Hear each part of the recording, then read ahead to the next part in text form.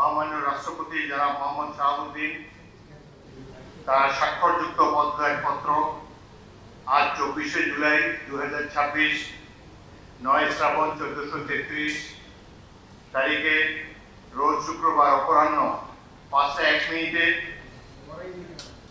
আমার নিকট পদত্যাগপত্র দাখিল করেছেন। ফলশ্রুতিতে সংবিধানের 54 অনুচ্ছেদ অনুযায়ী আমি রাষ্ট্রপতির দায়িত্ব গ্রহণ করেছি।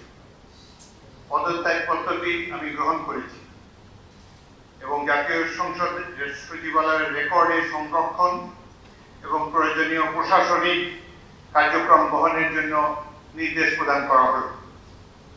কেন তিনি পদত্যাগ করেছেন এটি নিশ্চয়ই জানার কৌতূহল আপনাদের মধ্যে রয়েছে। তিনি লিখিতভাবে জানিয়েছেন যে তিনি গুরুতর অসুস্থ, হৃদরোগ, উচ্চ রক্তচাপ, ডায়াবেটিস ও কিডনি জটিলতায় তিনি ভুগছেন। তার হৃদযন্ত্রে বাইপাস সার্জারি হয়েছে। ইদানিং স্বাস্থ্য পরীক্ষার অটোনমিক নিউরোপ্যাথি নামে রোগ শনাক্ত হয়েছে। এই রোগের কারণে তিনি মাঝে মাঝে অচেতন হয়ে পড়েন। এসব রোগের প্রাদুর্ভাবে এবং শারীরিক ও মানসিক অসমর্থতার কারণে রাষ্ট্রপতির মতো গুরুত্বপূর্ণ সাংবিধানিক পদের দায়িত্ব পালন করা তার পক্ষে সম্ভব হচ্ছে না।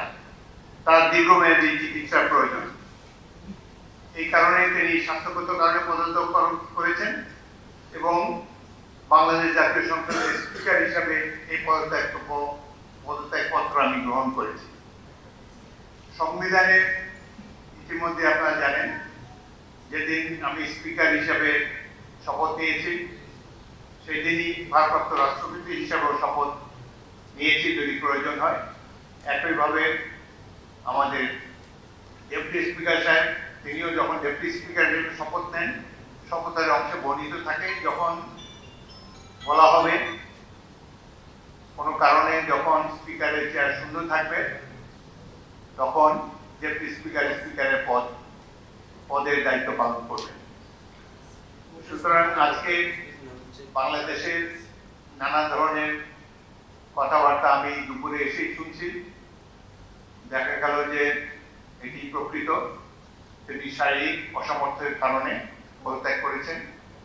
আমি তার মঙ্গল এবং সুস্বাস্থ্য কামনা করি এবং আমার মনে হয় তিনি মাফিয়া সরকারের আমলে নির্বাচিত হলেও বর্তমানে জনগণের ভোটে যে সরকার নির্বাচিত হয়েছে তার প্রতি তিনি সমর্থন এবং শ্রদ্ধা প্রকাশ করেছেন সবসময়। আমি তার মঙ্গল কামনা করি। আপনাদের সবাইকে ধন্যবাদ।